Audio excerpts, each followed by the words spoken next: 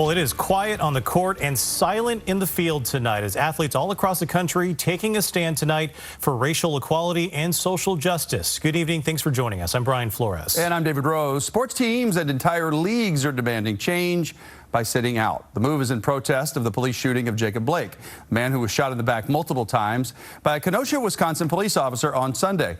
His family says he's now paralyzed and will likely never walk again. The Milwaukee Bucks were the first team to take a stand, boycotting Game 5 of their series against the Orlando Magic today. Their no-show means all 3 of today's NBA games will be rescheduled. And then other sports quickly followed, including some local teams. Q13's Michelle Ludka joins us now with more on tonight's walkouts. What a monumental day in sports. Players, teams, and leagues standing up for social injustice and postponing games across the country in solidarity. It all started Wednesday afternoon about 4 p.m. Pacific. The Milwaukee Bucks refusing to take the court for their game against the Orlando Magic. The move forced the NBA to postpone then all 3 playoff games scheduled for Wednesday night. The act ignited what quickly became a movement, spreading to the WNBA. They also were scheduling all 3 games previously set for Wednesday night. The Washington Mystics wearing shirts prior to the decision spelling out Jacob Blake's name, the latest police shooting victim. The back of the shirts marked with 7 red bullet holes. From there, the movement spread to Major League Baseball. 3 games, including the Mariners and Padres matchup, were postponed. The Mariners releasing the following statement after the decision was made by the players. It reads, "The Seattle Mariners respect the team's decision to not play tonight's game. The Seattle Mariners stands with our players as they speak out with their words and actions against social injustice." D. Gordon was one of the Mariners' many players to express his thoughts on social media, tweeting the following: "These are serious issues in this country. For me and for many of my teammates, the injustices, violence, death, and systematic racism is deeply personal. This is impacting not only my community, but very directly my family and friends. Our team voted unanimously not to play tonight. Instead of watching, we hope people will focus on the things more important than sports that are happening." From there, Major League Soccer postponed its matches scheduled for Wednesday night, including the Sounders game against the LA Galaxy. Similar to the Mariners, this was a team-based decision. Stephen Fry tweeted, "Disturbing times, not in the mood to play. Human rights are bigger than sports." Jordan Morris with similar sentiments, saying, "Silence is violence. This fight is so much bigger than sports." And many on the team tweeting or posting this picture with the caption BLM or Black Lives Matter. Seahawks head coach Pete Carroll was asked about the movement earlier in the day when at the time it was just the Bucks skipping their game. Here's what he had to say. "This is just ridiculous that we're putting up with this. I can't even imagine that this continues to happen.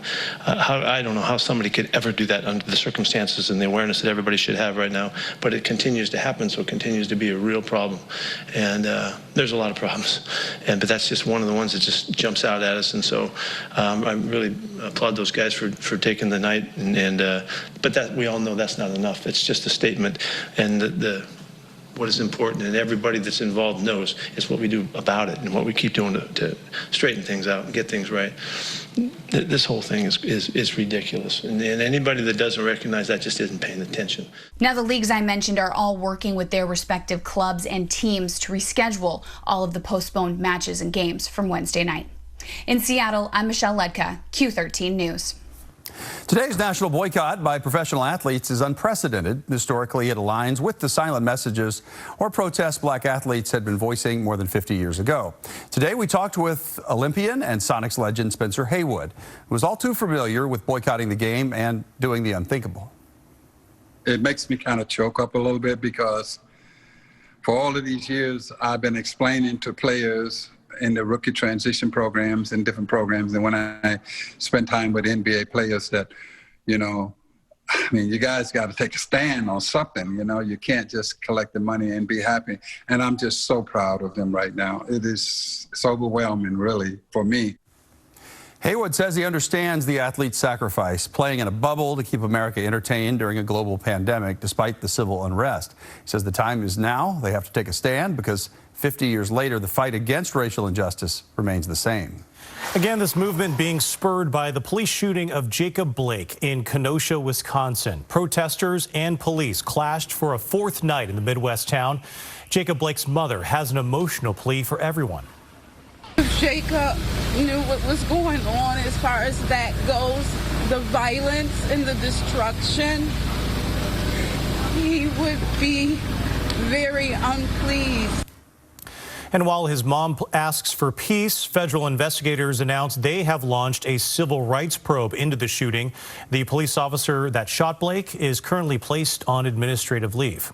Meanwhile, we are feeling the impact of this shooting locally. Blake's aunt, Nicole, lives here in Washington. Q13's A.J. Janavel spoke with her, getting this tragic news, what it was like, and how she plans to support the movement here. He's got my face. Late Sunday night, Nicole Blake Chaffetz got a call from a friend which left her feeling hopeless. Yeah, it was like seeing myself shot. Chaffetz's nephew is Jacob Blake, the 29-year-old man shot by a Wisconsin police officer. Chaffetz tells me the last few days have had some lows. During certain hours and certain days, rolled up in a ball and said, there's nothing I can do. Despite these feelings, she knew she would take action. I just immediately started figuring out what I could do. I figured the best I could do was get Black Lives Matter here in Seattle to get on board. While her family is halfway across the country rallying for change, Chaffetz tells me she will bring that same momentum to Western Washington. As many towns as possible need to show that there's support. Reporting in Auburn, A.J. Janavel, Q13 News. Chaffetz says there's a rally in Seattle Thursday at noon for her nephew, and she says later this week they're also planning a march.